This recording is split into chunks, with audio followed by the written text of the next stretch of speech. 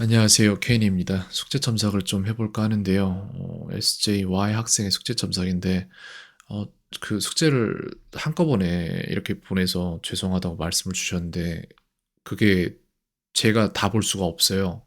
왜 그러냐면은, 그래서 오늘 저는 6일 것만 볼 거거든요. 최근에 온 것만. 왜냐면은, 그렇게 숙제를 한꺼번에 제가 받으면은, 감당이 안 돼요. 이게 어느 정도, 아, 이게 숙제가 이 정도 왔으니까 내가 이 정도의 숙제를 첨삭을 해야 되는구나라는 추산이 서는데, 근데 이런 식으로 보내면 추산이 안 서기 때문에 다른 수업도 마찬가지로 숙제가 밀려서 저한테 오면은 저는 마지막 것만 봅니다. 안 밀린 것만 봐요. 그래서 그렇게 되면 6일자만 보게 돼 있어요. 왜 그러냐면 물리적인 시간이 부족해요, 제가. 그래서 어쩔 수가 없습니다. 근데 이거 보니까 2분 48초 만에 했는데, 바로 10개를 다 맞췄나 봅니다.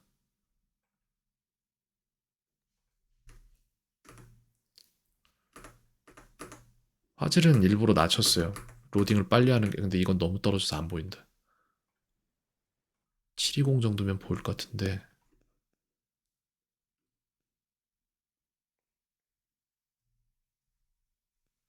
아, 이 기다리는 시간이 너무 아깝다. 와우.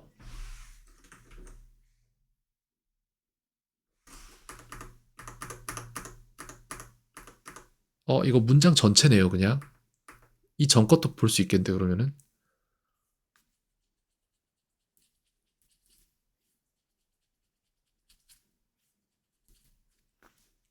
이게 매일매일 피드백이 이루어졌어야 돼요. 왜 그러냐면 지금 아이가 하는 숙제의 양이 제가 5개로 끝까지 시키려고 했던 건 아니고 점차적으로, 점진적으로 한 개 한 개 한 개 늘려가려고 했던 거거든요. 근데 그게 안 이루어지고 갑작스럽게 5일치가 이렇게 한 번에 저한테 와버리면은 아이는 그만큼 성장 동력을 잃어버리는 거예요. 가속도를 만들었어야 될 구간에서 가속도를 못 만드는 게 되기 때문에 좀 아쉽긴 하네요, 그게.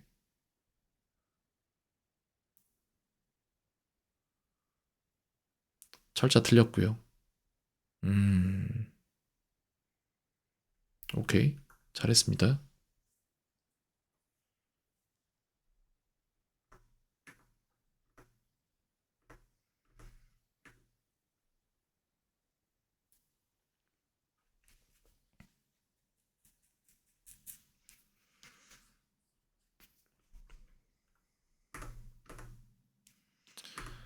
오케이, 됐는데요.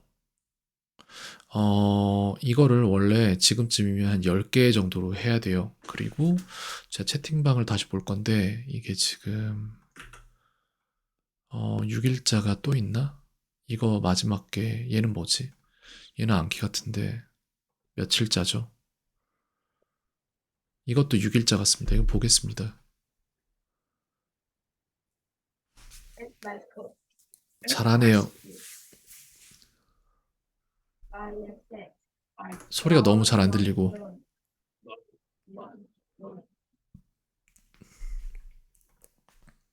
I'm not being sad. 이렇게 되겠죠?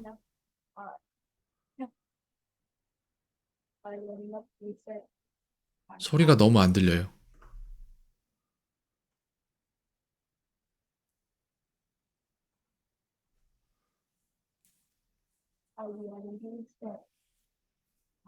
봐봐요. 이거 같은 경우에 해피인데 아예 문제를 읽을 생각 자체를 안 하는 거예요. 아니면 읽더라도 이거를 인지하는 데 시간을 충분히 쓰지 않고, 그러니까 이게 문제가 이거예요. 무언가를 볼 때 충분히 인지할 수 있는, 제대로 인지할 수 있는 시간을 충분히 쓰지 않고 있어요. 사람마다 다르겠지만, 다르기에 충분히 라는 표현을 씁니다.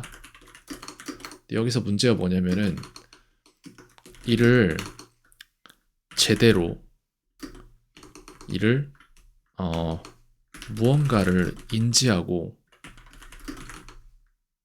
생각하고 대답하는 데까지 충분한 시간을 쓴다면 뇌는 분명 이쪽으로 발달해요.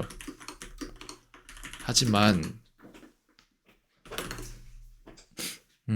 그렇지 않는다면 뇌는 이 부분을 발달시키지 않아요.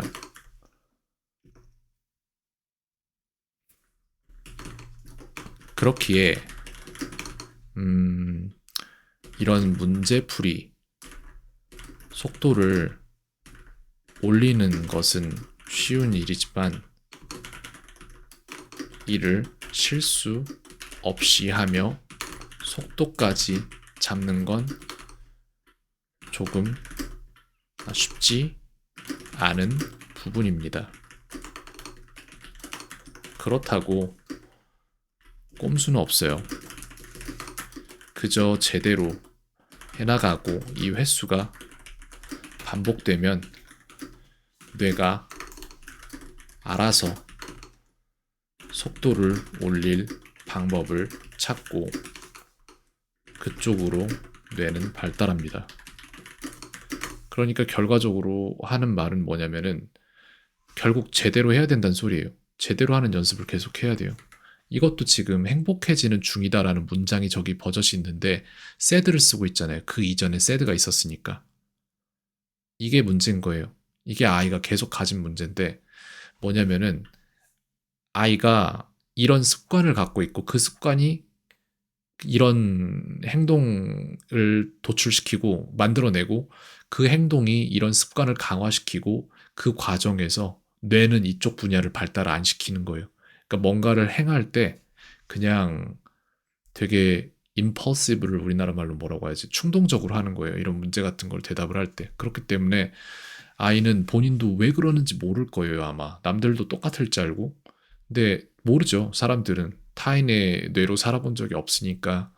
근데 뭐 초기 값이 어땠든 뭐 그건 상관이 없어요. 근데 다만 이쪽으로 본인이 의식적으로 노력한다면 분명히 좋아질 수 있고 어, 더 남들보다 뛰어나질 수 있는 부분이에요. 아이는 이런 습관 때문에 이런 충동적인 행동 습관 때문에 아마 나중에 시험을 봐도 100점 맞을 수 있는 시험이면 75점 정도를 받을 거예요. 아니야, 100점에 75는 아니에요. 100점 맞을 수 있는 시험이면 89점을 받을 거예요. 80점 맞을 수 있는 시험이면 69점 뭐 이런 식으로 실수가 분명히 계속해서 노이즈로 껴있을 거예요. 그거 빼려면은 이거를 계속해서 의식적으로 생각하고 이 과정을 의식적으로 거쳐야 돼요. 어떤 과정이냐면 여기 적어놓은 거 있죠.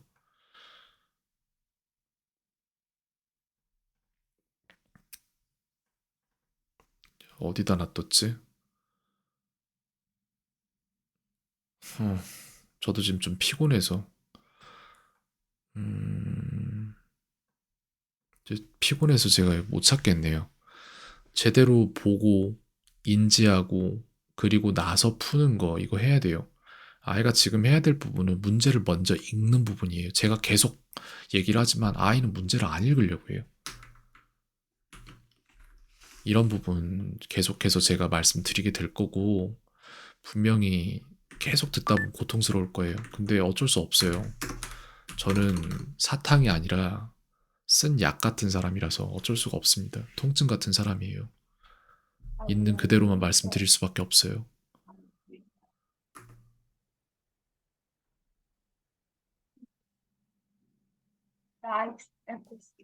라익스는 들렸어요.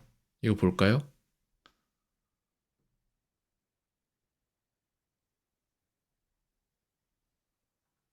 고통스러울 거예요. 하지만 어쩔 수 없습니다. 자, 보세요. 이거, 이거 쓰기 문제잖아요.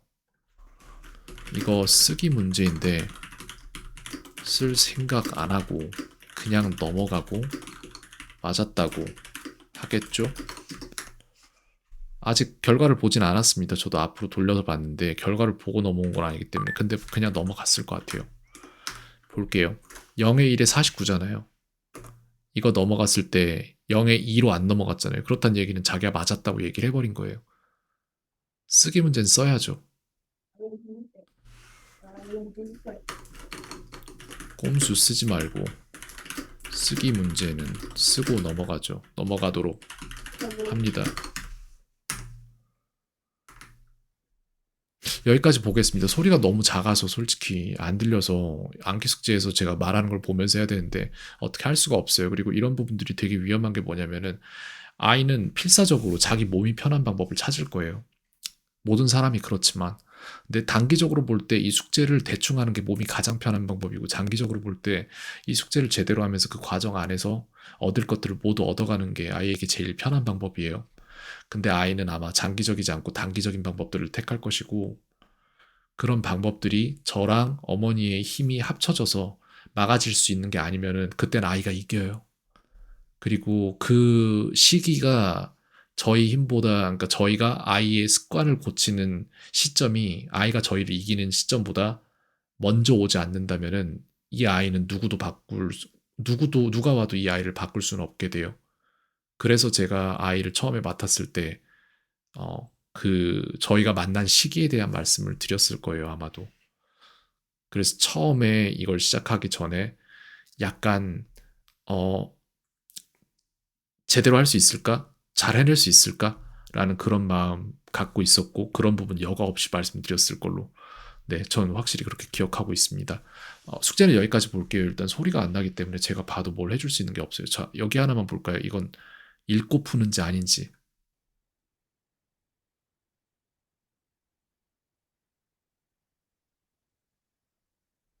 잠깐만, 방금 뭐가 변했지?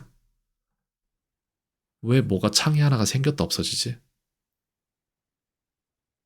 저게 왜 창이 여기 Z 표시된 게 창이 하나가 생겼다가 없어지죠?